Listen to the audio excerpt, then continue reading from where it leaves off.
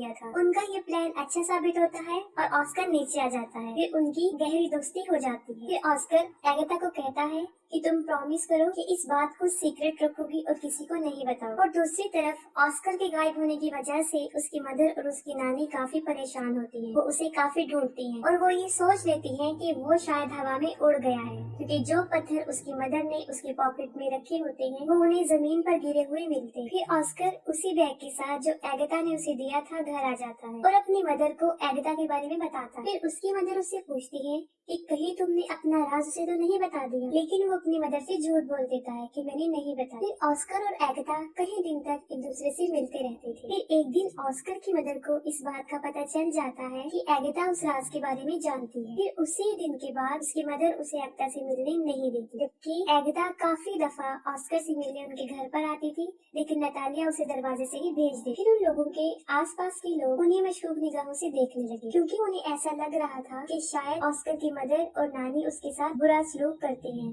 तभी वो उसे घर से ज्यादा बाहर आने नहीं देती और वो स्कूल भी नहीं जाती। फिर इस बारे में वो पुलिस को बता देती। फिर अगले दिन पुलिस उनके घर आ जाती है और उन लोगों को वार्न करती है कि वो ऑस्कर को कल से स्कूल भेजे, और मजबूरन उन लोगों को ऑस्कर को स्कूल भेजना पड़ा। फिर ऑस्कर की मदर उसके साथ स्कूल जाती है और उन्हें इस बात का भी ख्याल आ जाता है कि ऑस्कर एक नॉर्मल लाइफ नहीं जी सकता। फिर वो ऑस्कर को ले आते हैं और उनकी आंखें आंसुओं से भर जाती हैं। उसकी मदर इस सारी बात को समझ जाती है और वो घर छोड़ने का फैसला करते हैं। फिर वो अपने घर को छोड़कर बहुत दूर एक जगह पर रहना शुरू कर देते हैं। काफी साल गुजर चुके होते हैं।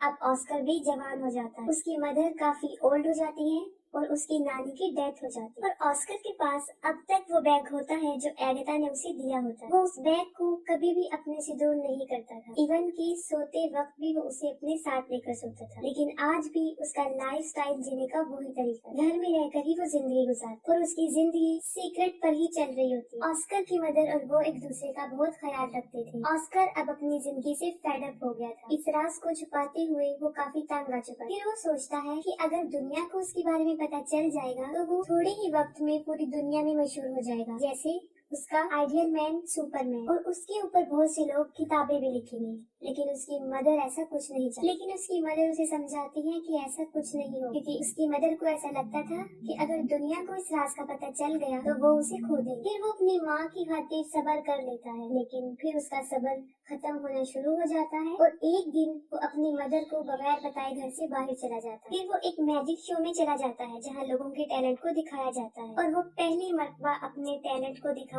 वहाँ चला जाता है। फिर उसी रात वो शो हिट हो जाता है और उसकी माँ भी ये वो शो देख लेती है। इस मामले में ऑस्कर की मदर बेबस थी।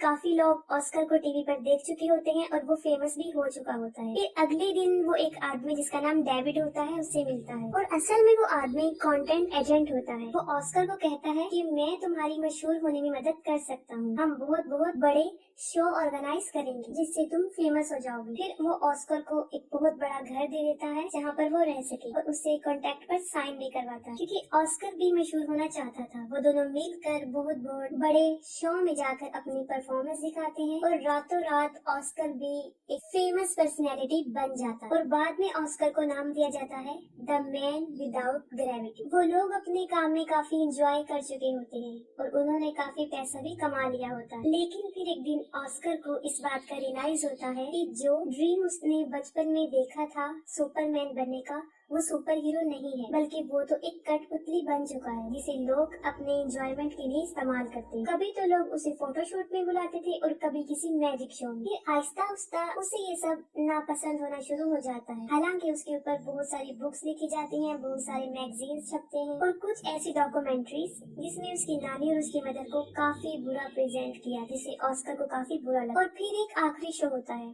जिसमें उसे एंजल का कॉस्ट्यूम पहनाया जाता है जो उसे बहुत बुरा लगता है। वो कहता है कि मैं कोई एंजल नहीं हूँ। उसे काफी गुस्सा आता है और वो शो में ही लोगों को बुरा भला कहना शुरू कर देता है। फिर वो अपनी मदर को कहता है कि वो ये सब कुछ छोड़ने का फैसला कर चुका है। फिर वो अपने एजेंट को कहता है कि बस मेरा काम यहीं तक था, मुझे अब मशहूर नहीं हूँ और मजीद वो ये काम नहीं करेगा। उसका एजेंट उसे समझाता है कि तुम इसे ऐसे नहीं छोड़ सकती, लेकिन ऑस्कर इन सब से तंग आ चुका होता है। वो कहता है कि तुम लोगों को जाकर ये कह दो कि द मैन विदाउट ग्रेविटी मर चुका है या हवा में कहीं पर उड़ गया। फिर वो अपनी माँ को भी गुड बाय कह देता है क्योंकि वो एक अलग जिंदगी जीना चाहता है। और अगले दिन न्यूज पर ये खबर आ जाती है कि the man man without gravity मर चुका है और बहुत से लोग उस पर तरह तरह के क्लेम करते हैं। ऑस्कर की माँ अब अकेली रहना शुरू हो जाती है और कई विजिटर्स ऑस्कर के बारे में पूछने उनके घर आते जाते थे, लेकिन वो कुछ भी उन लोगों को नहीं बता। और फिर काफी साल गुजर जाते हैं। फिर ऑस्कर की मदर की भी डेथ हो जाती, लेकिन ऑस्कर अभी तक जिंदा था।